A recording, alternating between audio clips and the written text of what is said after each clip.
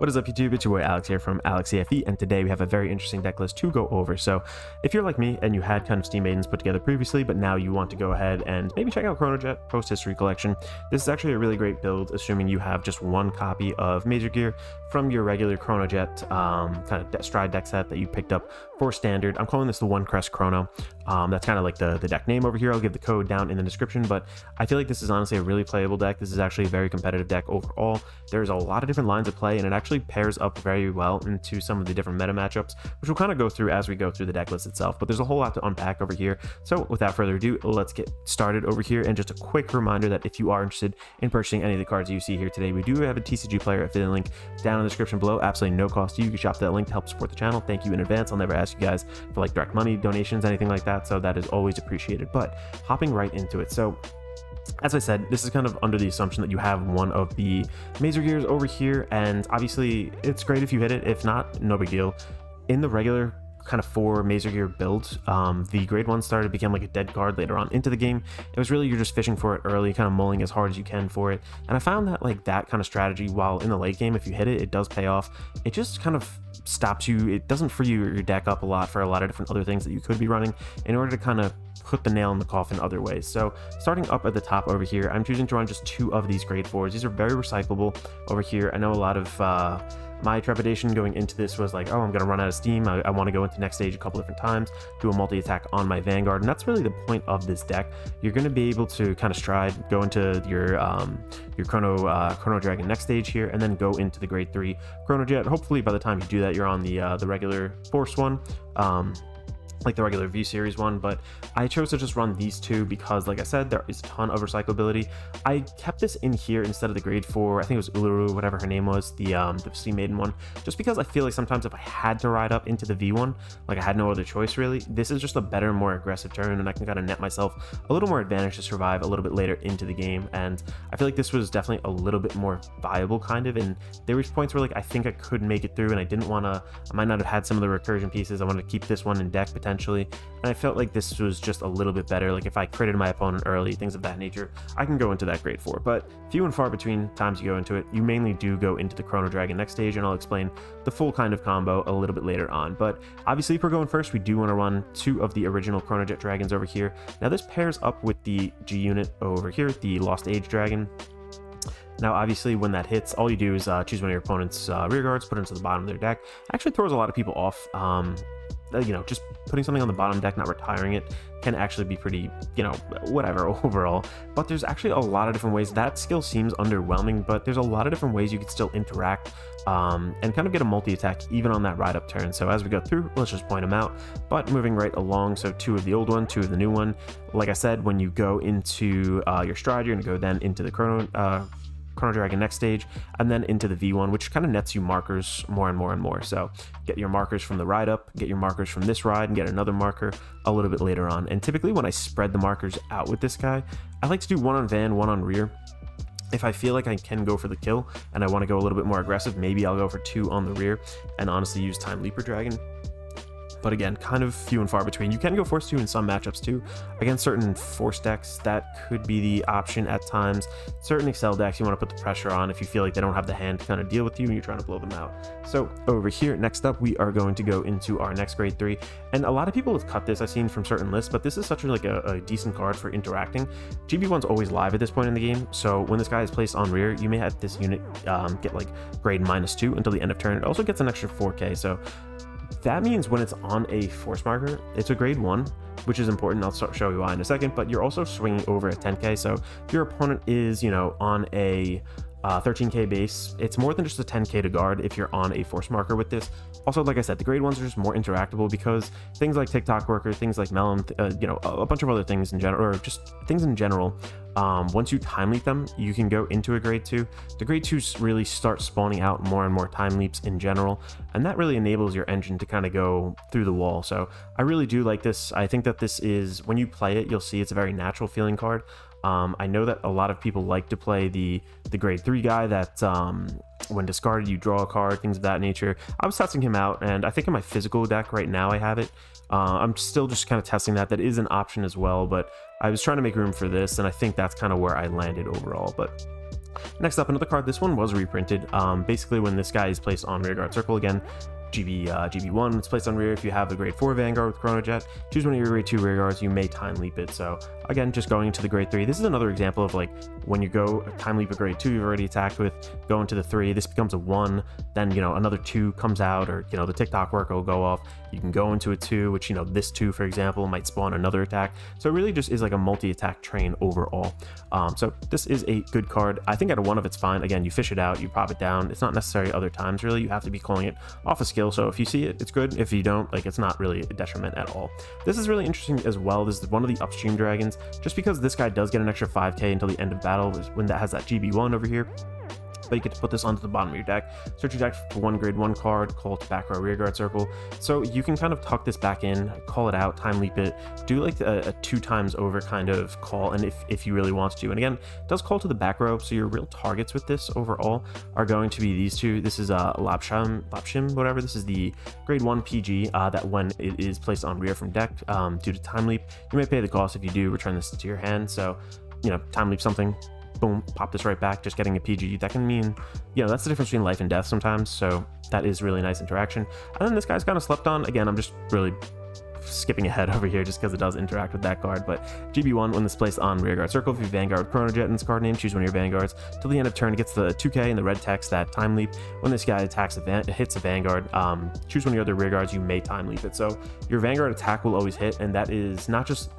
that isn't like hit through this, your Vanguard gets that red text. So on your ride up turn, you call this one down, you basically enable a multi-attack off of that on hit, and then from there, again, like we're going over all these cards that do another time leap and kind of get the ball rolling like immediately. So you're just having a plethora of attacks. So that's kind of why I was like, if you want to, I typically go 1 on van, 1 on rear, but you can go 2 on rear if you feel like that is the play. If you have the setup, if you're in that kind of position, you can go for that as well. Next up here too, just a really solid card. Again, I think I might cut this one down just to include that other grade 3. I forgot the name of him, but came in the Stride deck set. Is like the support unit, counts as a draw a card when you discard him. I forgot the name. It's a gear looking dude. But this is a really solid card, Smoke Gear Dragon. When it attacks, if your Vanguard is grade 4 or greater, it gets an extra 5k. You can Soul Blast one and also draw a card. Soul Blasting is important to sometimes get things in drop to recur them later on, so always be aware of that. And then continues if your Vanguard is Chronojet Dragon. When you discard, this counts as a grade 3. Now, this is a little bit more important than some other subtext on, like, let's say the grade 1, grade 3 searchers then, because this needs, when you stride, do that pseudo stride, it needs to have like a hard grade 3 from hand. This card and the Gear Dog also count as grade 3s when you have Chronojet, so like you can just pitch one of these to go and like do that pseudo stride. You don't actually need a grade 3 or higher, so they're actually very good in that regard. Also, just being able to draw is super effective. Again, you can cut one of these down if you want to include that other grade 3, completely up to you overall. Tried and true classic History Maker Dragon, just CB1, you go and time leap something. Again, kind of just, you see the theme of this deck, it's just time leap, go, multi-attack, hit the gas pretty much all the time. And I don't think it has a resource issue. Like a lot of these things over here you see don't cost anything. This is like the only rear guard that really costs like a counterblast, which is pretty much the hardest resource to kind of manage and mitigate through your opponent giving it to you. So it is what it is. Also, this card is very decent as well. Stroboscope Dragon, just a one of. Again, a lot of these things can be fished out. That's why we're running a bunch of one ofs. But at the end of the battle, attacked on van or rear, we Soul Blast one, discard a card from our hand, choose one of our opponent's rear guards, retire it. If you have a grade 4 Vanguard, we get to draw a card. So the card draw is always good. On top of that, this also enables, obviously, just like in V, your Steam Maiden Ribble. So on a turn where you're going into the 3 Vanguard attack, you're going into the Stride, the Chrono next stage, and then the regular Chronojet Dragon, you're typically, your field would be wiped. You pretty much really don't have other units unless you had a very plentiful hand. And even still, you can like be interacted with and like, you know, your board will get popped, things of that nature. This kind of allows you to attack them and then also have something down when you, when you actually go for your discard. Like if you drive check this, for example, or, you know, you discard this, there's just, on your ride up when you discard this, this is really good. When you drive check it, you have it in your hand. When you discard for like the ride down on the Chrono Dragon next stage, things of that nature, like Ripple always pops up, becomes a 13k body. Put that on your 2 kind of force markers on your side, 1 force marker, whatever it is, put some triggers on it, potentially if they somehow guarded your final Chronojet attack. It just feels really good. This interacts well in the deck overall, and I think at a 3 of, it's pretty much the right ratio. Like I mentioned too, just the one Mazer Gear Dragon, you will get the crest if you hit this. If not, don't sweat it. You know, your your whole deck is built around so many other kind of time leaping capabilities that it doesn't feel bad. Like, honestly, not hitting the crest is not a big deal. When you do hit it, like, it feels great. Like, yeah, it's definitely solid, but I think focusing too much on it, there's so many good things in Gear Chronicle, and without the ability to kind of have the deck space to maybe go into some of those things, I feel like there's advantages to this deck the other one doesn't have, and vice versa. So just one, if you have it, good for you. If you have more, if you want to bump it up, totally go for it. I think out of one of, it's fine in here, and that's kind of the premise of the build, just like the one Mazer gear, the one crest chrono. That's what I'm kind of calling it. Over here, the Lost Gear Dog 8, of course, just such a staple in like almost every gear deck. No exception here. Like I mentioned too, when this card would be discarded, it's discarded as a grade 3, helping you with the History Collection Stride. On top of that too, just revealing a grade 3, getting another grade 3, tucking something away. It's just like really solid. Again, just this is like the grade 3 searcher essentially, but you have to discard something equal to grade 3 with this, which is the drawback, but super solid card, can kind of get you what you want in the moment overall. We already went over the Ribble over here. The card draw power, popping out during mid-battle phase is awesome. But the Steam Maiden Melm is, again, such a tried and true classic, and I almost really want to put this at 3 of, but at 2 of I see it often enough. I feel like it's fine to kind of go into, and a lot of stuff kind of calls to the back row rear guard. It's not as easy to time leap the zeros. You don't always want to be calling them down. But this over here, again, just, you time leap something, go get a grade 0 card, call it to rest, you go get the TikTok worker, which will then go get you the ability to time leap something else. So just extension, the same thing that's been happening in the previous format, still pretty much happening here with this deck. Again, just time leap central. I already kind of went over these 2 cards. Again, this is like the most underrated card. This is like really solid. Again, with those 2 force markers that the new write-up does generate, this becomes like one of your best friends. Just getting like another free attack off of that just feels really solid. 3 TikTok workers, I think 3 is the right ratio. 4 is a little clunky. 2 doesn't feel like enough, but like 3 is definitely solid overall.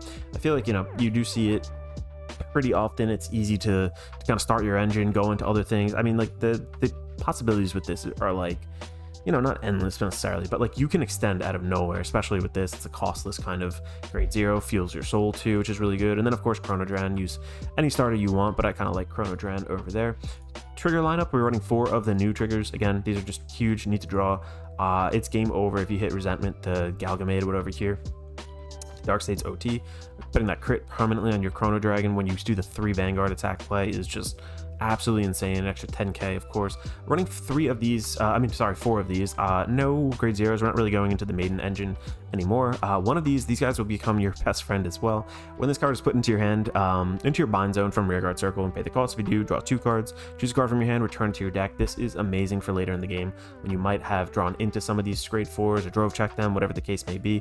You are binding, and it just feels so good to put them back right in, and just one of the pieces that you really need in this deck to kind of just continue your engine over and over. And then the grade 3 stride crits, 3 of those, so that is 7 crits, or actually 8 crits with the other one coming up, but 2 of the draw triggers here, one of the Elementaria, one of the other PGs we went over earlier, as well as one of the guys that go into Soul and countercharge one. Sometimes you just want to be able to plop it down, countercharge on demand. Unfortunately, it is a 10k shield, 5k power, but critical effect is still critical, and I think at certain times you really do want to pop that counterblast off, either for the History Maker, possibly, maybe for the Chronojet kind of PG, or one of your strides. It can be very impactful. So just one, it is fine.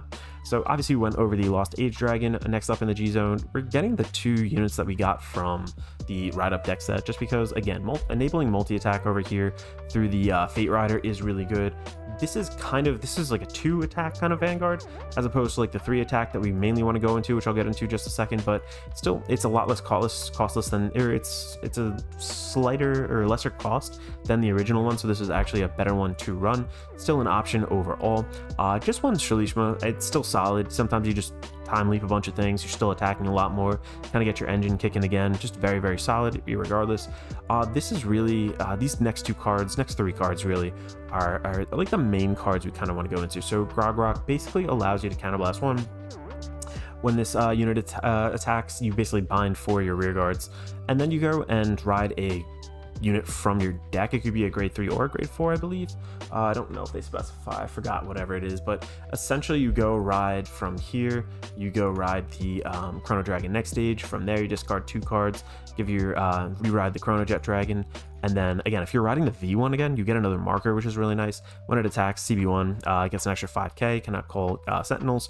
On rear, that works too, the 5k in sentinel. It also gives 15k once you ride down from Chrono Dragon next stage. So very, very impactful. Just, you know, big swings over and over, generating those markers. And again, you're discarding cards from hand, so you could potentially activate more attacks again with Steam Maiden Ribble. And it's just, it feels really good when things do go off. Sometimes you're thinking, you know, you might be thinking, wow, that sounds like, you know, the main purpose of the deck. Why are we only running one? That's really just because we do have Gear Groovy access to it. It basically copies the skills. You can also Soul Blast and get something else face up, copy 2 Chrono Dragon kind of abilities in your G zone. GB3 is instant, it's live as soon as you stride onto this guy, so it's no big deal. It's not as hard to get into Gear Groovy as it once was.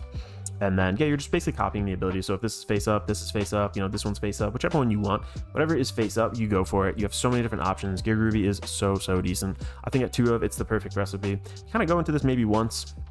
This one over here, if you're feeling, you know, like you have enough resources, go into the Gear Groovy, flip this, you know, copy the skills. It feels very good overall, and I think this is the right ratio.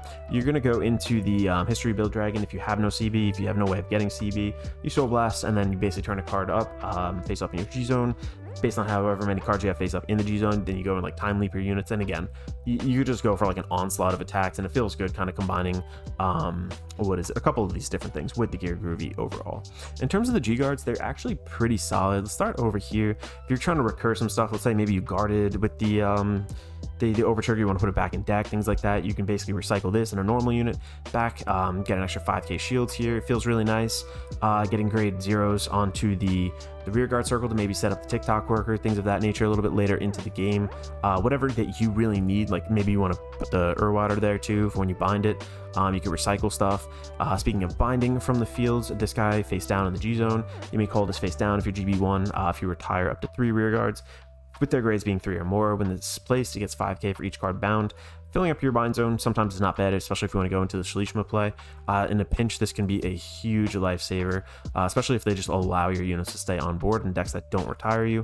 We do have our pseudo PG over here, which does get around some PG effects. Very rarely does it really go off because you need to get the 6th grade kind of condition in order to go ahead and kind of activate that, but it is still decent, and including it at 1 of is a must. And then also the Hitero round dragon, I can never say that right, but basically just popping one of the units on your opponent's board, making them look at the top deck, call something down onto it. It could be like, you know, a problem rear guard that has like 3 crit on it, whatever it is. All of a sudden you pop this down, it's like, oh, guess what, like you can't do it. So it's just a really nice interruption play, and this deck has a little bit of everything. This is not like a super easy deck to play, but it's not extremely difficult. I feel like a lot of this, I want to say this got reprinted, this is pretty cheap, this is cheap.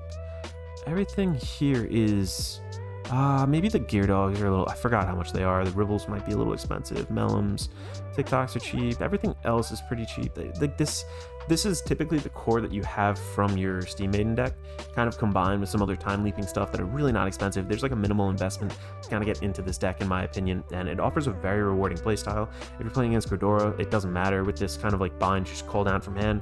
Bind, you're riding from deck, you're not calling units down, so I believe it gets around that. And again, you're kind of doing the 3 attack into them with like a very powerful Vanguard, especially if you went Force 2. You're just putting a lot of pressure on with each and every attack, which is really nice.